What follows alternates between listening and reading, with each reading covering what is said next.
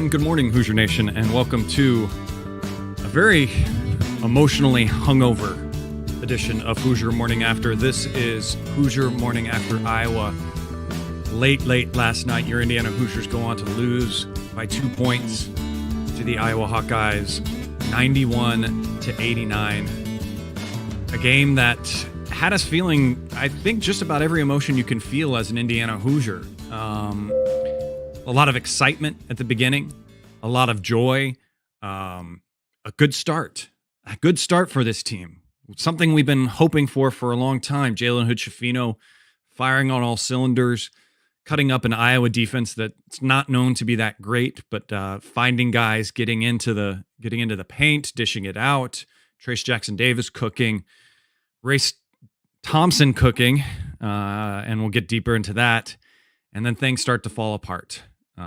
We are still up at least by 10 going into half, and then the second half just becomes a defensive nightmare for this team. Thanks for being here with us as we kind of dive into it and look through things. I'm your host, Chad Schwarzkopf. Here with me always is Martha, the mop lady.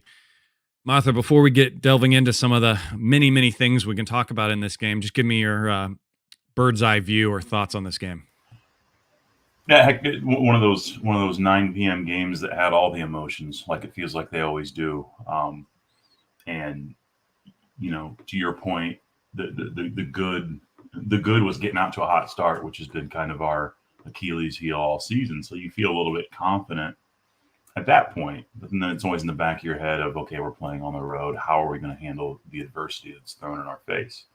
And there was a ton of adversity, and that's been the really kind of the struggle with this team is when that adversity does hit, it seems like they tend to fold. And we saw that again last night, I think, with everything, all the uncontrollables, the officiating, the injuries, the opposing team's coach, all that stuff aside, I think this was still a very winnable game. Iowa was down a double-digit score as well. It was one of the McCaffrey boys that's taking his leave, and so it's not like they're at full strength either. So that's a struggle for me. Is this was a very, very winnable game, and I don't think you can understate the fact that you lose your glue guy, and not only losing him, but the impact it had on the entire team when you see your captain, your guy that's been around forever go down like that in pain. So I don't think you can discredit that, but still there was a chance to kind of break through that adversity, and we just couldn't get it done. So I think that's the most frustrating part. And as we move forward, it seems just this feel that there's more questions than answers at this point. So kind of a lot to talk through. Yeah, and let's maybe rip off that Band-Aid first. The toughest thing out of this game is Race Thompson hitting the ground, and yet another play that's off the ball in a loose ball situation. Iowa's player rolls over Race Thompson. He falls to the ground immediately, grabbing his knee, and you hate to see the play continuing on, and IU trying to still get a basket and everything while Race is over there, obviously in pain. And probably one of the hardest shots for Hoosier Nation to see as the cameras show Race sitting there, and obviously emotional, crying, and he could feel and know that something was up. A player that in his what feels like tenure at Indiana has struggled with injuries and has had to work through that, not only physically, but the mental struggle that he's had with that. We've learned as we've done interviews and heard things from him, going back to his concussion times, of how much that hurt him emotionally, and how much of a struggle that was to get back. And it's just painful to see him go down in that way. And we have yet to see and hear, obviously, exactly what's going on.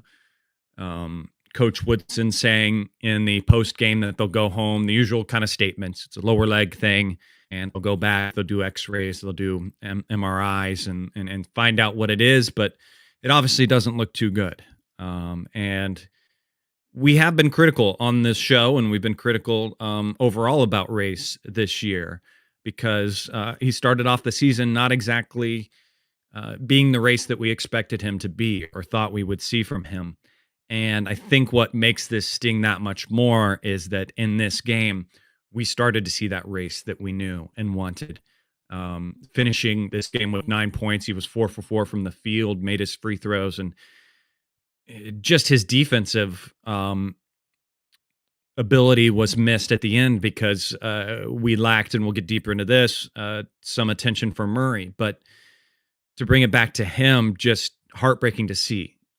Hopefully, we get some good reports coming back. He did come back onto the floor while he was in crutches and just had things in ice. At least it wasn't under major traction. But again, not to claim that I'm a medical professional at all or anything like that, but we just knock on wood and hope for the best. Talk a little bit about race in this situation.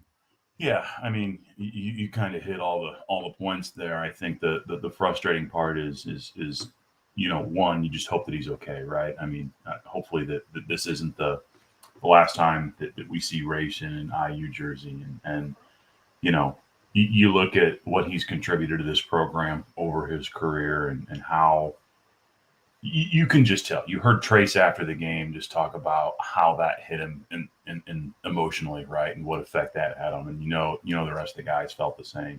He's a leader on this team, and for as much as he struggled this season, I still think we're at our best when he's on the court. I think you saw, and there's arguments to be made that when we go small that we might have the opportunity to be a little bit better, but when he's on the court for us, he's that leader, he's that glue guy, and we're at our best. You saw immediately when he left how we struggled. You mentioned it to play defense and all the things that he contributes, the little things, right? And so that's really I feel for the guys, I feel for him, and hope, to your point, that when they get back, and the fact that he did seem to be on the bench without any massive support on it in terms of braces or things like that. So hopefully they get back and we get some good news, and maybe we see him in a handful of weeks. But yeah, just some concern, because where do we go from here, right? It's good. Some folks are going to have to step up. So,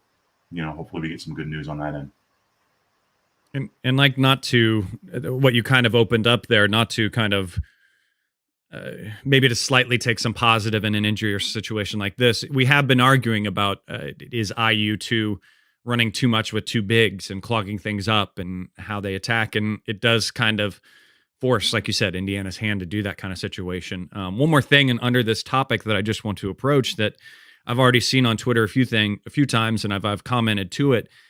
You see people arguing, bringing the old strength coach argument back to this. It's like, this is what we get for the strength coach. A lot of people in these situations like to try to attack Cliff and the strength and conditioning and fault that for what's going on. And I'm not going to claim that there is no fault towards some injuries for going too hard in the gym and everything like that. But the main issues that Indiana is facing with injuries right now has nothing to do with strength and conditioning coaches and what they're doing with these guys. It has to do with players that are going hard during loose ball situations and just unfortunately get fouled or roll on opposing players. That was the case for Xavier Johnson's injury. And that was again the case for Race Thompson's injury here. He was just going hard during a loose ball situation, and the opposing player rolled over him.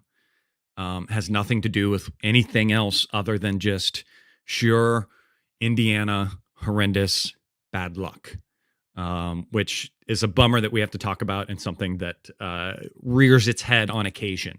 Obviously, we are post-traumatic with that, with what Race has dealt with, OG, and other situations. You know what? I'm not even going to get too deep into that, because that's just going to depress us even more as we go on. But I get away from that strength and conditioning argument on that, because that's just, as Coach said in the post game, BS for those situations. But switching to happier topics and everything, Jalen Hood-Schifino, obviously extended minutes, someone that needs to step up for this IU team with Xavier Johnson out. And he had an amazing game. Started off the team very well. When Iowa was playing man against us, was cutting things up, getting to the basket, shooting the three at a clip we hadn't seen yet from him. His stat line, if we go over it broadly, 21 points, 6 for 13 from the field, 5 for 8 from three, 4 for 6 from free throw, ended with 9 assists and just 2 turnovers. Talk about Jalen in this game. Yeah, that's the performance that we're going to need from Jalen if we're going to have success in X's absence, right? I mean, you look, I'm looking at a box score, and you look at the top two guys, Trace and Jalen, and you stop there, and you feel pretty good about how this game went, right? 30 points, 21 points, and 9 assists to go along with it, with only 2 turnovers, and that's the 5 of 8 from 3, 4 6 from the free throw line. That's the stat line you need from him, and it's not to, I know we're focusing on him, but it's the role players behind those guys that really need to take advantage of these opportunities. And while we saw some things, I think Jordan had some moments offensively, but Jalen gave us what we needed Jalen to give us. He was that 5-star NBA prospect point guard that we needed. So I think you're encouraged to see that, because he struggled coming back from his injury a little bit. And there's a ton of curiosity for me behind that long layoff through the holidays. How are we going to look? And to go back to our start out of the gate, you're really, really confident, like, holy cow, here we go. But man, it didn't take long for that to wear off. And so yeah, just 37 minutes, played almost the entirety of the game, and gave us what we needed. And for a freshman, that's massive for us. So hopefully, again, we're going to need that type of performance for us to be successful until we get a little bit of help. Yep, and handling those minutes well, obviously, coming off a layover that he had last month with back issues himself. A kind of common topic going on with this IU team, and maybe that's a points to me for transition. Speaking of back problems, Trace Jackson Davis, little bit scary and added to the emotions of this game. Came out and played a very good game to start, and then at halftime had us scared. Grabbing his back. There was video that someone tweeted out of him walking off the court and really struggling to just walk off the court at halftime, but came back in.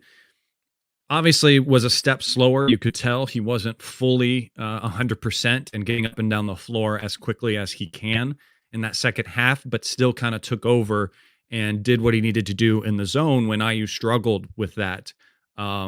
One thing that was so great to see was just his general toughness and how he kept with it, toughing through that injury, toughing through the pain and everything, and continuing to get going. And maybe too, it's nothing that many of you watching live here now know, but some of you that may be listening on the podcast, seen that aren't involved in Twitter or don't look deep enough, that was in question. And the big news going into this game on Twitter and stuff was Trace Jackson Davis sharing a handwritten note by a fan criticizing his toughness and everything like that. And I'm not going to say the name, just like you don't want to laud names of criminals or something like that on the news. I'm not going to give attention to that. But that was the situation going in and a storyline going in, and he answered to that and had a great game.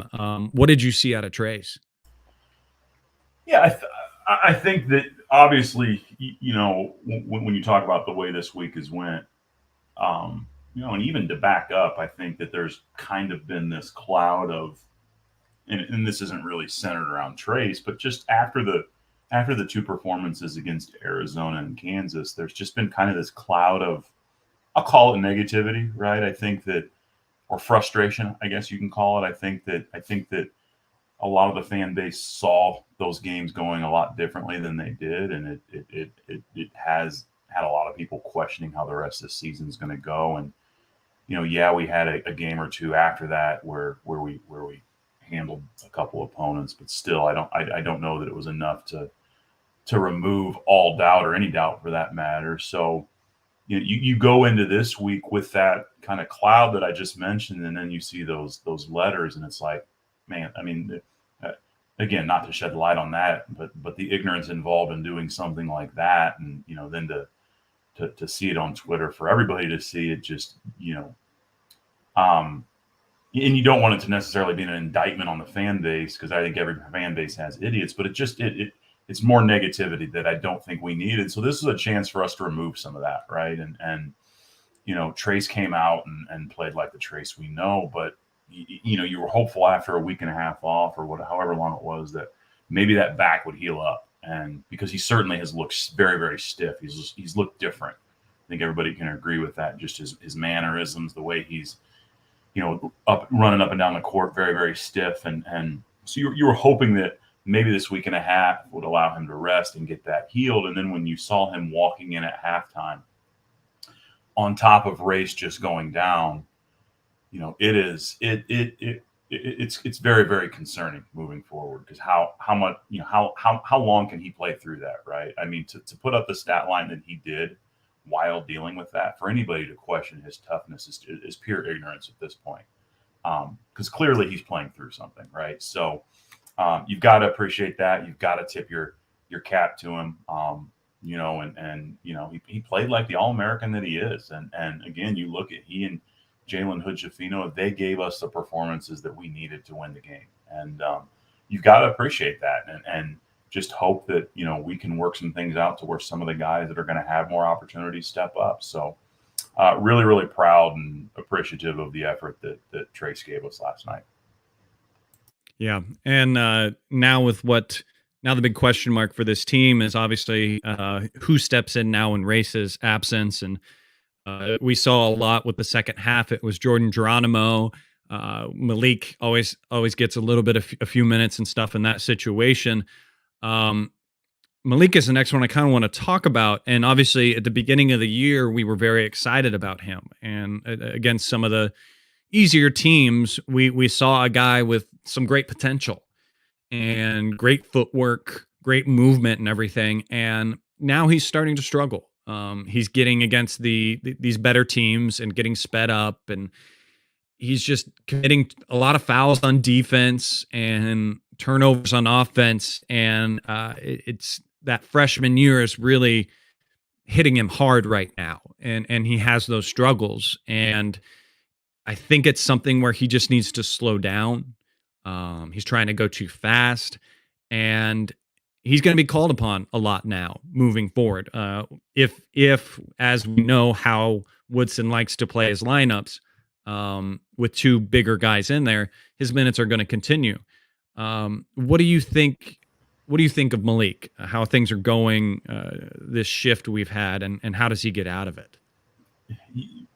Yeah, I mean, you talked about it, right? The beginning of the season he had, and I think back to he looked like at times our second, third best player on the court at any given time, and now he can't stay on the court. He played 6 minutes and had 3 fouls, and that's been the storyline for him is just the ticky tack, ridiculous. And I'm not saying ridiculous in the sense that they're bad calls. Some of them may have been, but they're just unnecessary fouls at many times. And for a guy that we're going to need to lean on, he's got to find a way to fix that. And just from a body language standpoint, it's just a complete opposite from. You can tell he's struggling, right? It's just a far cry from what we saw early in the year. And you mentioned obviously the competition has stiffened up immensely.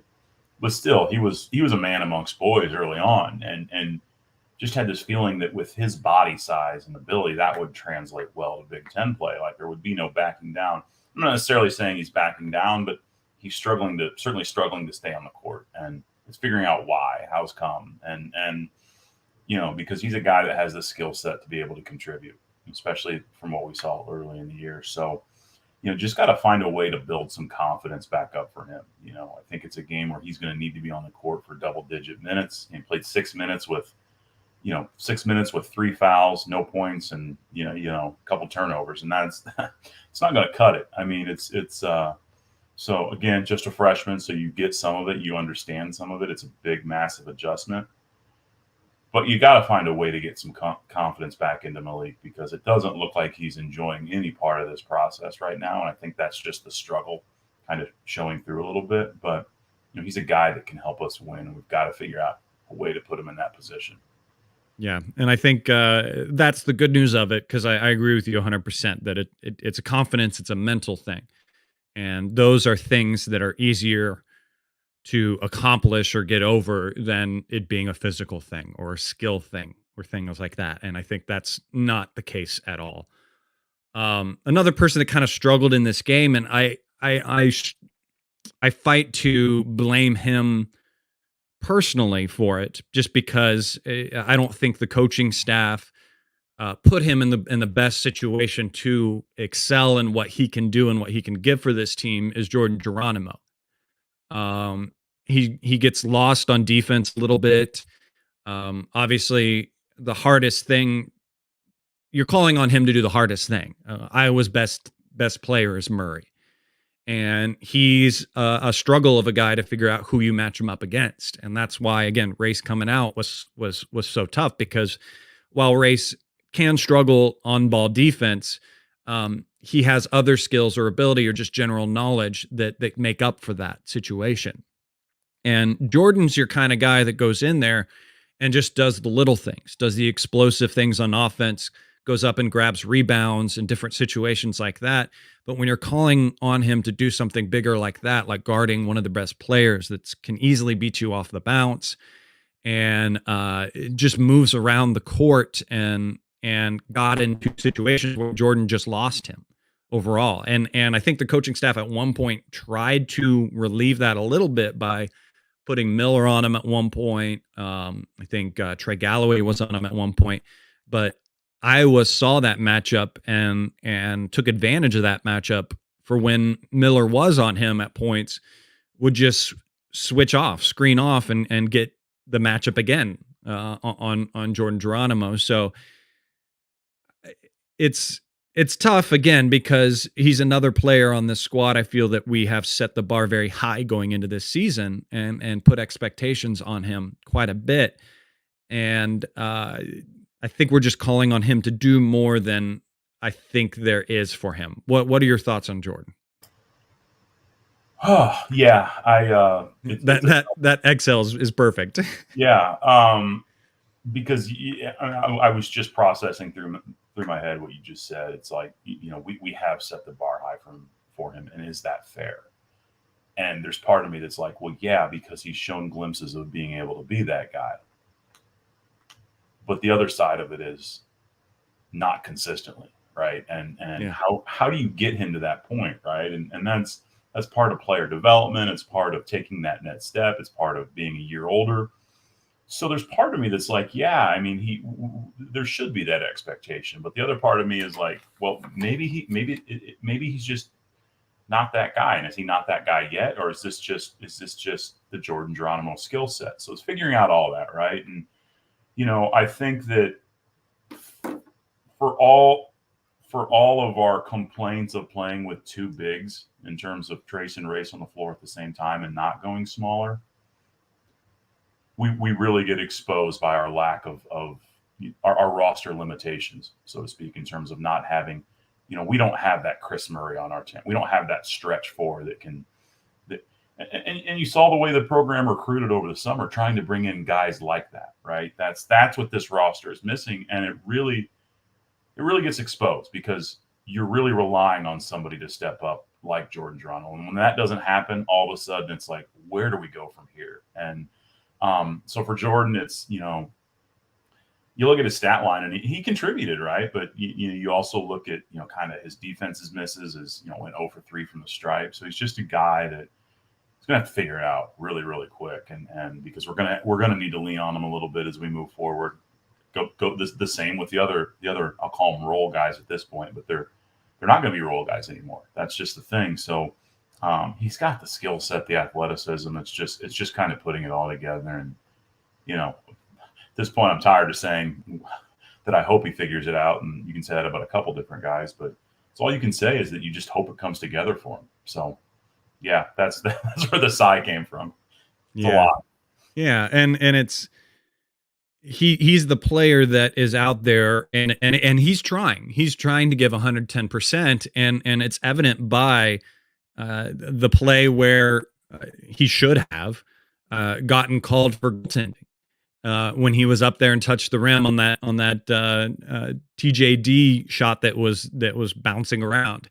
And you saw TJD's face after that was just like, no, come on. Because I mean, that's how we all feel about it. Like, that's amazing that you can do that, Jordan. And I love that you're up there with that timing, ready to just flush it back down. But then there's just that little lack of thought that just doesn't click over in don't touch it or don't put my hands there. And I think that's what happens in a lot of situations. If you kind of watch Jordan's game, that little lapse of judgment or that little lapse of reaction or something like that. And it's, to use a phrase we love as Hoosier Nation, that little mental hump that he needs to get over, that I think keeps him from making that step that we expect him to make. Now, maybe that transitions a little bit into maybe talking a little bit about something that, again, I always want to preface because I'm never using it as an excuse when we talk about this. But the odd officiating in this game, that you don't call that on Jordan, which is probably a makeup call for the most ridiculous delay of game tee on him for passing the ball back to the ref. Which again, in basketball, you're taught not to touch the ball. If the ball is rebounded and stuff, your guy made the ball, the basket and everything. As a player, you're not supposed to touch the ball. If it happens onto you and stuff like that, what are you supposed to do with it? If you put it down, nope, you're not supposed to put it down. Are you supposed to pass it to the other team? No, you're not supposed to pass it to the other team. They're trying to alleviate the situation where you're going to taunt or you're going to throw it really hard at the other team. You're supposed to pass it to the referee. That's what Jordan did. Did he kind of float it over top of a Iowa player to pass it to the ref? Yes. But again, he's not supposed to pass it to the Iowa player. So that one was frustrating with me. And then it just overall, the Fran, it's so annoying. I don't know if he has beaten down and he has acted a fool for so long like he has, that these Big Ten officials give him such a pass for so many of the things that he creates in no area, especially in a season where they mentioned in the preseason that they were going to enforce the coach's box a lot more because of situations that we had last year with Juwan Howard and Wisconsin game. When that situation happened, they made a point to say that they were going to ref or enforce the coach's box a lot more.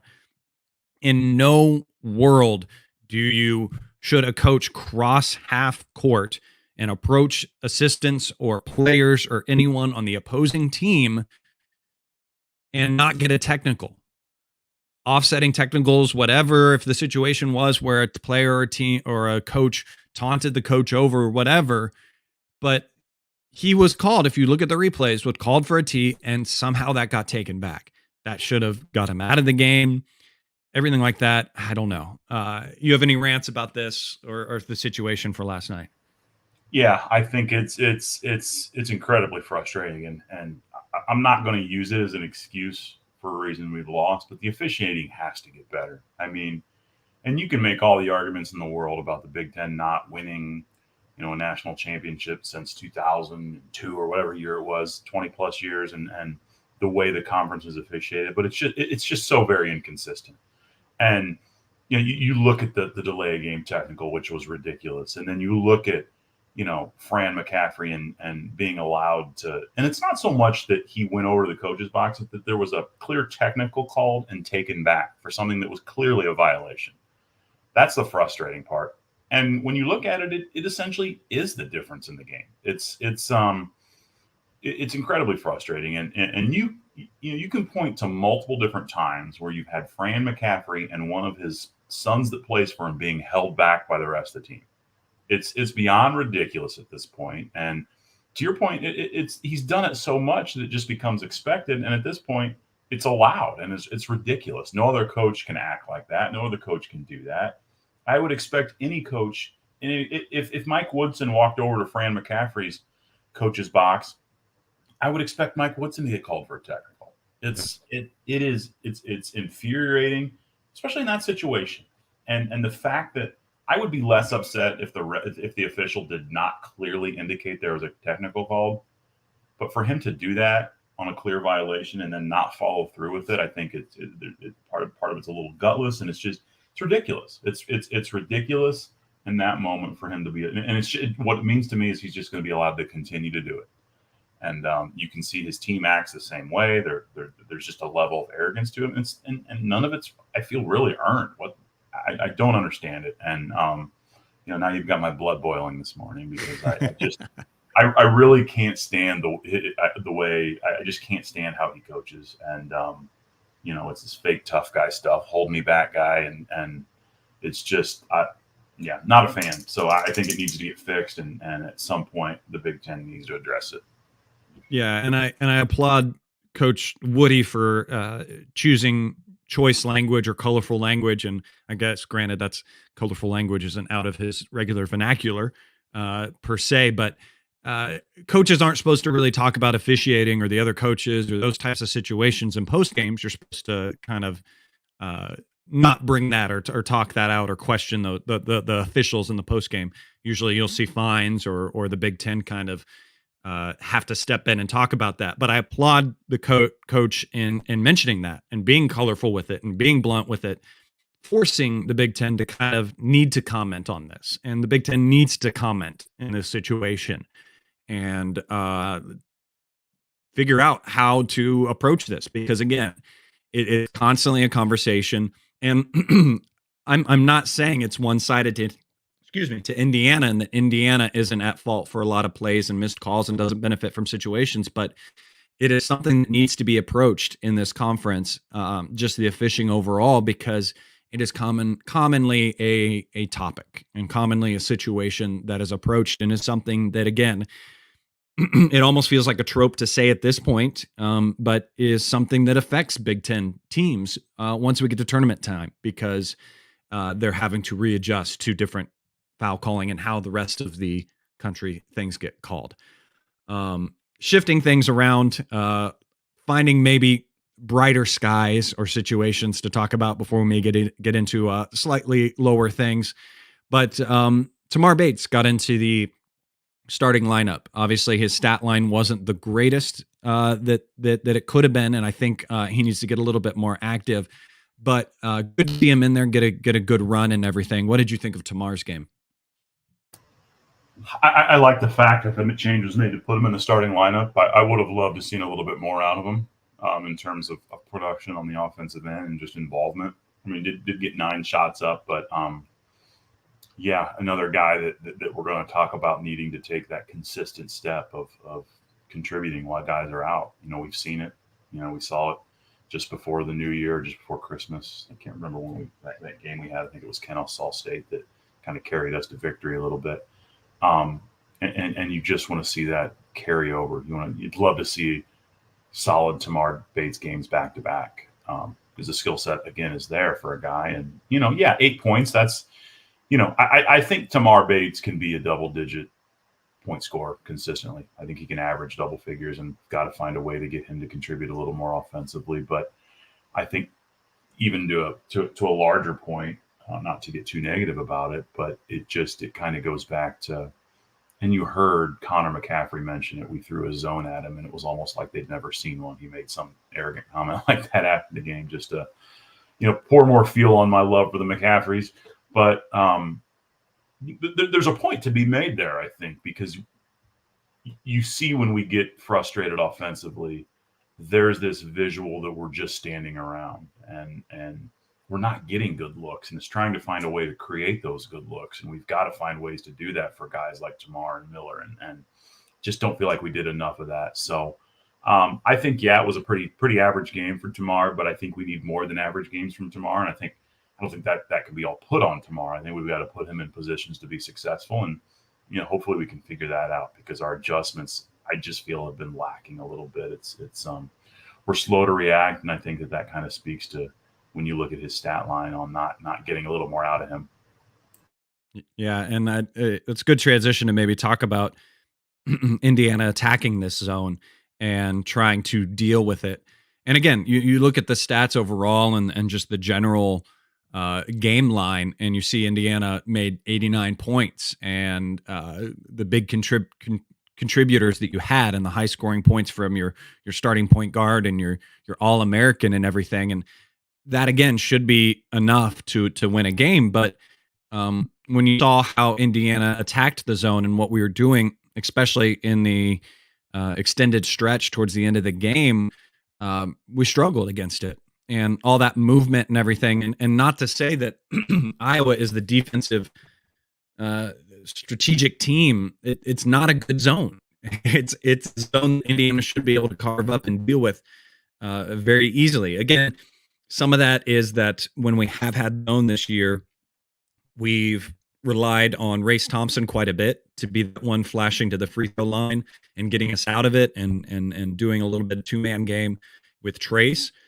But again, you saw enough out there in situations where Indiana should have won this game despite that zone and that standing around. I mean, leading to the last 3 minutes with no points scored, no baskets. Excuse me, not to say points, but baskets scored. A lot of missed shots. What do you think it is with us going against this zone in this situation, and how stagnant suddenly that makes us? I wish I had the answer, my friend. I don't know. Because the thought. I mean, you said it right.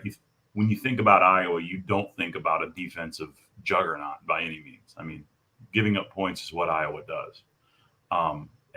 So to see us, and we put up 89 points. That's a good amount of points, but you leave with this thought that we could have put up a lot more. And when that zone did hit us, and you see Connor McCaffrey's statement, you just want to reply, well, yeah, we're missing two of our starters. So but still, you got that's your perfect opportunity to create looks for people on the perimeter. You've got guys that can knock those down. You've got Zamar Bates. You've got a Miller Kopp, who Miller Kopp's a guy that put up 1 3-point shot, right? And I think a zone is a perfect opportunity to get him more looks. And I think that's on the coaching staff for not adjusting to that. And that's I made a comment, I think, after the game that Mike Woodson needs to take a hard look at kind of what this process has been like, because it just seems like this hump is it's been one we've been trying to get over for a while. And yeah, we've had, you can't underscore the injuries. I get all of that, but I go back to the fact that this was a very, very winnable game. And anytime we're dealt with a little bit of adversity, that hump feels like a mountain. And for whatever reason, we can't break through it. And I just think that there was an opportunity here, because you saw it threw a zone at it and looked like we were just standing around. And that's, yeah. I feel like it would have looked that way if Race was on the court. I think he would have helped the zone, to your point, but we just get something different thrown at us, and it's like, we're like a deer in headlights. So we've got to find a way to adjust accordingly, get looks for these guys on the perimeter. Ball movement's obviously critical when there's a zone, and it just seems like there's not nearly enough. So again, I think the coaching staff has to figure this out. They've got to put these guys in positions to be successful. And at that point, I'd feel a lot better if we were getting good looks and guys were getting shots up. And if we were just missing them, I feel a lot better than leaving the game with Miller Kopp getting 1 3-point attempt. So yeah, find a way for more contributions. That's a great way to put it, is that I agree wholeheartedly now that the hump is in front of the coaches. It's the coaches' hump to get over. As you said, they've got to figure out how to put these players in the positions to win these games, because I feel like the effort is out there for them. Just look at what's the biggest storyline going into this season was IU's 3-point shooting. Where are we going to find 3-point shooting? We need more 3-point shooting to open up the paint and all that stuff. We shot 53% from 3 last night on 15 shots. That needs to be, as the argument, and you'll see many other podcasters and people talking about, that needs to be well over 20. That needs to be darn near 25 attempts a game.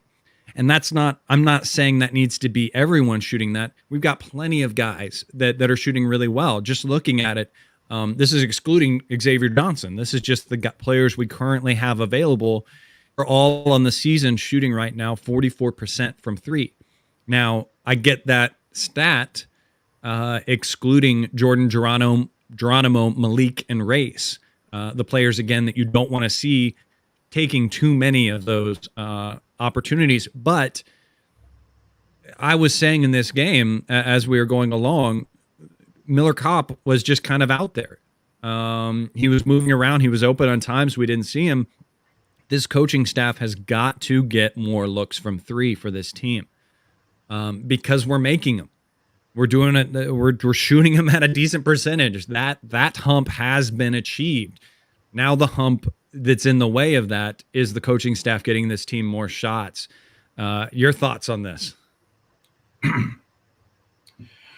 Yeah, it's I'm going to be interested to see how we respond against Northwestern on Sunday. Northwestern's just beat Illinois at home. I think they only have 3 or 4 losses on the season, so it's a much improved Northwestern team.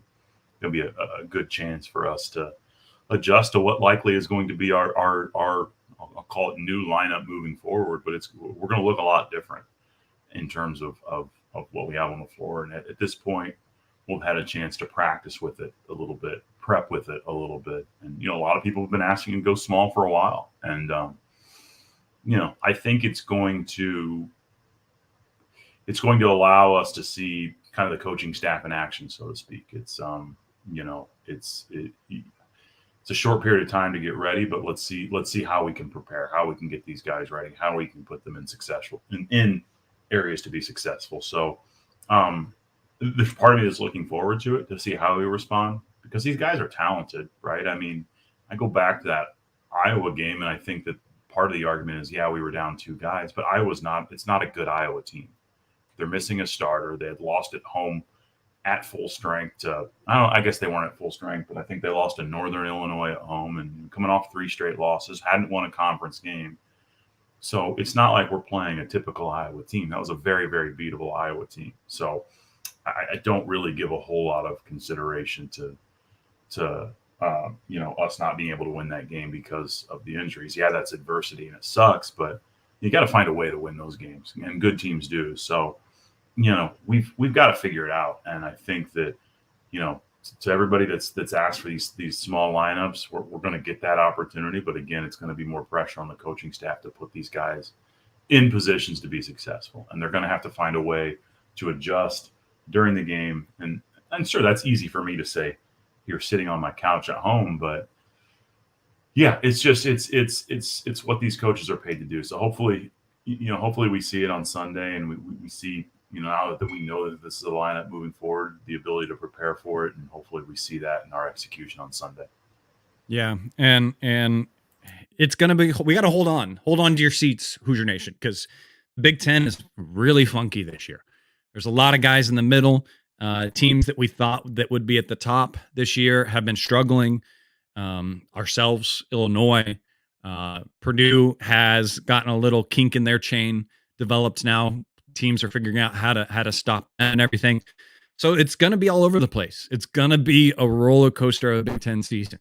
It's going to be one where we are going to win some big ones, and we're going to lose some head scratchers. So take your medication, call your doctor, ask for a stronger prescription, because we're going to need it. It's going to be coming at us quite a bit this year. So yes, I like your comments there, where it's now on the coaching staff. The coaching staff has a big task ahead. We are without 2 starters. We are without 2 big leaders right now. When they come back, we don't know. So it's a situation where, as coaches say very often, next man up. A lot of guys are going to have to grow up quick and realize that. And again, we'll see what the schematic and the game plan is going forward with this team. And while it gives me possible anxiety and makes me sick to my stomach, I'm going to be there for everyone. And I'm going to be excited for everyone, and I'm going to be emotional for everyone. And I will come back here in the morning after and hopefully be settled, and we can talk it out. And thank you again, as always, everyone, for being here with us. Like I said, Indiana plays again next Sunday, January 8th against Northwestern. That's the next game up. But for this episode, thank you for being with us, guys. Thank you for working through these emotions and situations that we've had to deal with in this team, and that we're going to have to deal with moving forward. I appreciate you all. I appreciate Martha for you to be here with me as we speak these things out and talk these games out. We'll be again, like I said, with you morning after the next game, Monday morning. So we'll see you then. Thanks for tuning in. Like and subscribe to this video. Don't forget to follow Martha and I on Twitter. We'll see you next time. The the morning after. Until then, go out there, guys. Have a wonderful day. And as always, let's go Hoosiers.